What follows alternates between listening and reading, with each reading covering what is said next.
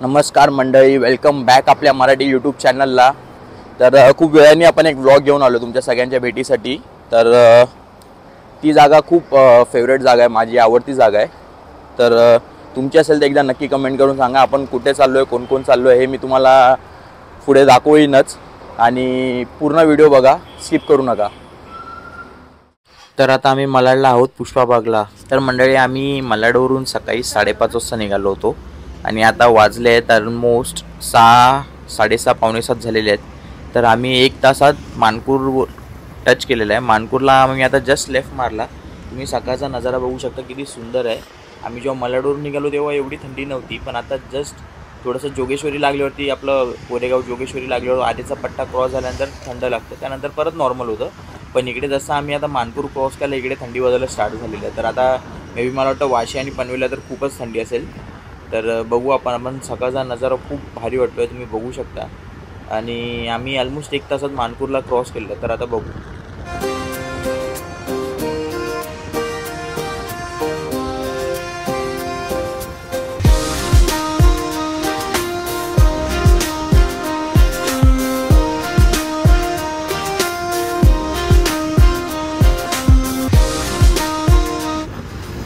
तर आता आम्ही जस्ट वाशीचा ब्रिज पकडला आहे। वाशीचा ब्रिज त्याच्या बाजूला अजून एक ब्रिज काम चालू आहे। आणि मी जेव्हा लास्ट टाइम आलो होतो तेव्हा ते लोकांनी ओपन केलं, पण आता माहीत नाही ते लोकांनी परत कशासाठी तरी बंद केलं असेल कामानिमित्त।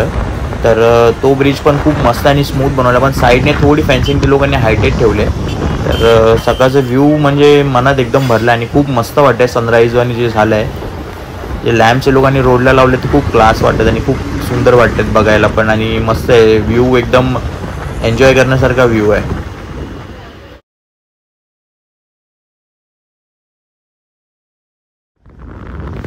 तर आता आम्ही पनवेलला पोचलेलो आहे आणि पनवेलचा पुढचा रस्ता म्हणजे हा माझ्या सगळ्यात आवडता रस्ता आहे। एवढा स्मूथ आहे, एवढा स्मूथ रोड आहे की काय विचारू नका। कुठेही खड्डे नाही आहेत रस्त्यावर, कुठेच पॅचवर्क नाही आहे आणि मस्त सूर्यास्त झालेलं आहे। दोन्ही बाजूनी झाडं आणि थंडीचं वातावरण आहे। पनवेलला खूप थंडी आहे, जसं मी बोललो। मलाडला आम्ही त्या साईडला नाही आहे आपल्या मुंबईला, पण इकडे खूप थंड आहे आणि वातावरण एवढं सुंदर आहे, एवढं सुंदर आहे, थंड आणि प्लस कोवळं ऊन, बाई एक नंबर।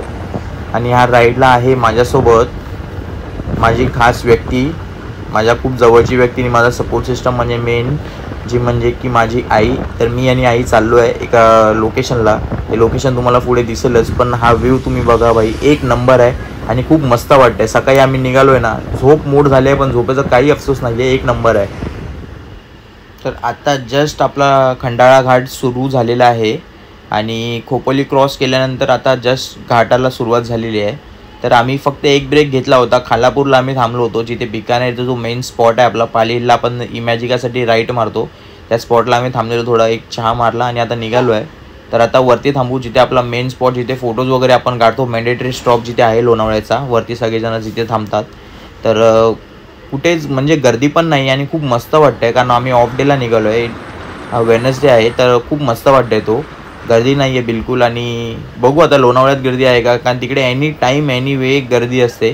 तर घाट वगैरे तर सगळे फ्रीज आहेत, तर बघू आता आपण, गर्दी तर नाही आहे, पुढे जाऊन बघू आपण कसं काय ते।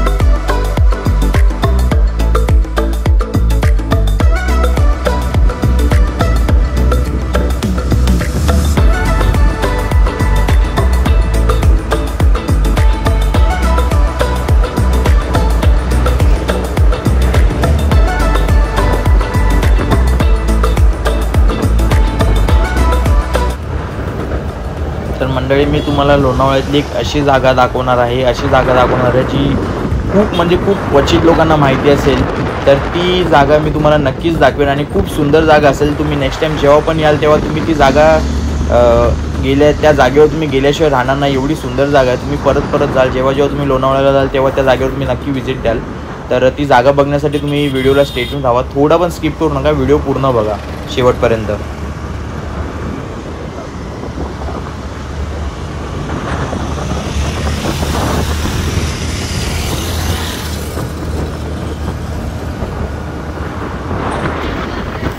तर हा स्पॉट म्हणजे मॅन्डेटरी स्पॉट आहे लोणावळ्याचा. आपण जिथे वरती येतो मस्तपैकी सकाळचा चहा नाश्ता इथे आपण थांबून करून जातो.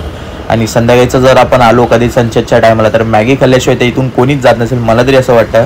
तर हा खूप मस्त स्पॉट आहे. आणि तुम्ही आता सकाळचा व्ह्यू बघा, किती मस्त आणि शांत, एकदम पीसफुल वाटतंय. सगळं कामाचं टेन्शन नाही, काय नाही, किती मस्त वाटतंय. तर मंडळी ह्या स्पॉटला आईला खूप वेळापासून घेऊन यायचं होतं, मुहूर्त जुळत नव्हतं आमचं, जायचं आणि फायनली तो दिवस आलेला आहे. तुम्ही आता बघू शकता आम्ही कुठे आलेलो आहे, हे लोकेशन काय आहे. खूप मस्त ठिकाण आहे आणि माझी तरी खूप आवडती जागा आहे. तुमची असेल तर एकदा नक्की कमेंट करून सांगा. आपण एकवीरा आईच्या देवस्थान जो मेन गेट आहे त्यांचा प्रवेशद्वार तिकडनं आता जस्ट एंटर केलेला आहे. इकडे लेफ्ट हँड साईडला तुम्ही नाश्ता वगैरे करू शकता. तर आता आम्ही पहिला चाललो आहे दर्शनाला आणि मग येऊन नाश्ता वगैरे करू.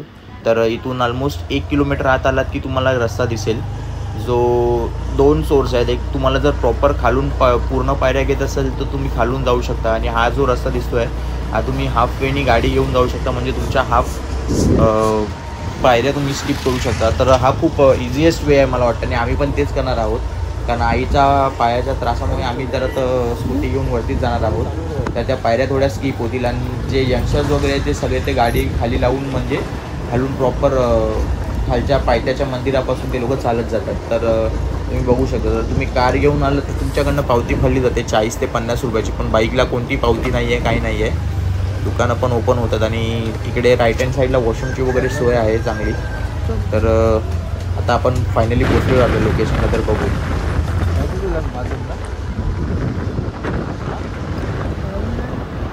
तर फायनली आम्ही इथे एकविराच्या देवीच्या पायथ्याच्या मंदिराजवळ पोचलेलो आहे. तुम्ही बघू शकता आज थोडा मधला दिवस असल्यामुळे गर्दी थोडी कमी आहे आणि एकदम सुटसुटीत आहे. कोण नवीन गाडी घेऊन आले, आगरी कोळी लोक तर पहिला ते लोक इकडे घेऊन येतात गाडी. आणि तर तुम्ही बघू शकता आज खूप गर्दी कमी आहे, तर खूप शांततेत दर्शन होईल मस्तपैकी. पायथ्याच्या मंदिरात पण खूप कमी लोक आहेत, हार्डली 2-4 लोक होती फक्त. तर तुम्ही बघू शकता आता आम्ही पोचलेलो इकडे.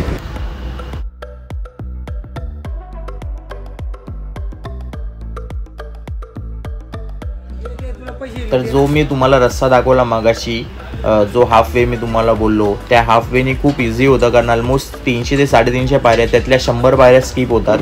तर ज्यांना म्हणजे कोणाला घेऊन यायचं असेल वयस्कर लोकांना तर तो हा खूप इझिएस्ट वे आहे तेवढ्या पायऱ्या स्किप करायला. तर तुम्ही बघू शकता आता आम्ही वरती जाऊन ओटी वगैरे घेऊ. दुकान नंबर 16 ज्याच्याकडे आम्ही प्रत्येक वेळेलाच घेतो त्या पोराकडेच आम्ही घेऊ. तर आज गर्दी पण खूप कमी दिसत. आता वरती बघू मंदिरात किती. तर आता आम्ही ओटी वगैरे घेऊन झालेलो आहे. आणि तुम्हाला पण एक सजेस्ट करेन, जर तुम्ही येताय तर जास्त मोठी ओटी घेऊ नका किंवा कोणता मोठा हार घेऊ नका, ते लोक चढवत नाहीत.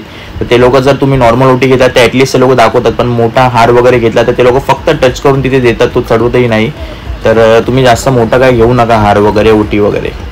तर आता आम्ही जस्ट आलेलो आहे मंदिराच्या परिसरामध्ये. तुम्ही समोर बघू शकता, समोर जो दिसतोय तो काढला केव्ज आहे, आणि तिकडे जे दिसतंय ते आईचं मंदिर आहे. तर हा काय सो परिसर आहे, एवढा मोठा परिसर आहे. आणि जर तुम्ही पावसात आला तर लिटरली इथे पूर्ण ग्रीन असतं. दोन्ही साईडने वॉटरफॉल असतो, त्या साईडने पण आणि मागे पण कारल्याच्या. तर आता आम्ही ओटी घेतली आणि आता आम्ही जाऊ. आता बघू आता आतमध्ये किती गर्दी आहे ती. तर वीकडेज असल्यामुळे थोडी गर्दी कमी असेल, कारण हे लोक जे बाहेर आहेत ते सगळे दर्शन घेऊन झालेले आहेत. तर आता आतमध्ये जाऊन बघूया आपण किती गर्दी आहे ती.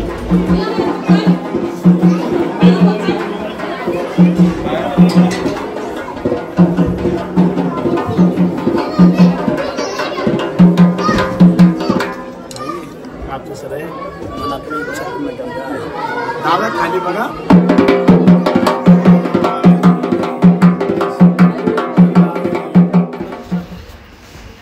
फायनली ती वेळ आलेली आहे. जर तुम्ही आला नसाल तर नक्की एकदा दर्शन करून घ्या, फोनच्या माध्यमातून का होईना पण एकदा नक्की दर्शन करून घ्या.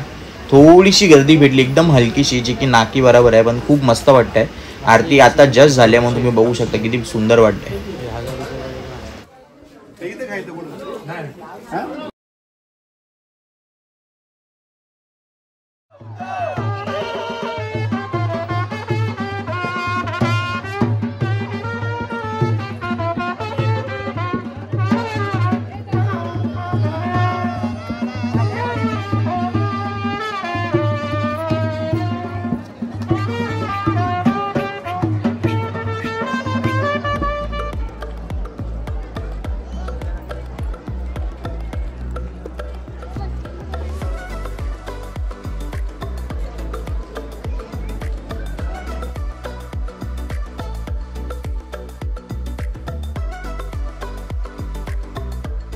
आता जस्ट आपलं दर्शन घेऊन झालेलं आहे एकविराईचं. आता आपण चाललो आहे मॅप्रोला थोडी शॉपिंग करून मग आपण पुढे जो लोकेशन दाखवतो मी.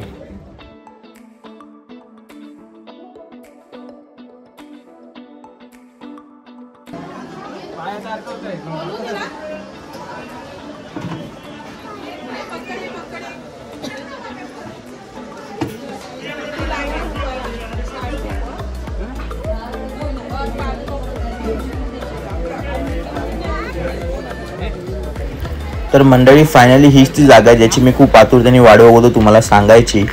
ही जागा, ह्या जागेचं नाव आहे स्वामी भवन. तुम्ही जर गुगल मॅपला टाकलात तर ते मेन रोड लोणावळा मार्केटवरून 2 मिनिटाच्या अंतरावर आहे. पूर्ण लॅश ग्रीन आहे, दोन्ही साईडला ग्रीनरी खूप मस्त मेंटेन केलेलं आहे. आम्हाला ही जागा पहिल्यांदा रुजुताने दाखवलेली जेव्हा मी आलेलो तिच्यासोबत. त्यावर ही लोणावळ्यातली एकमेव मूर्ती आहे जी की स्वामींची उभी मूर्ती आहे, बाकी सगळ्या मूर्त्या बसून आहेत.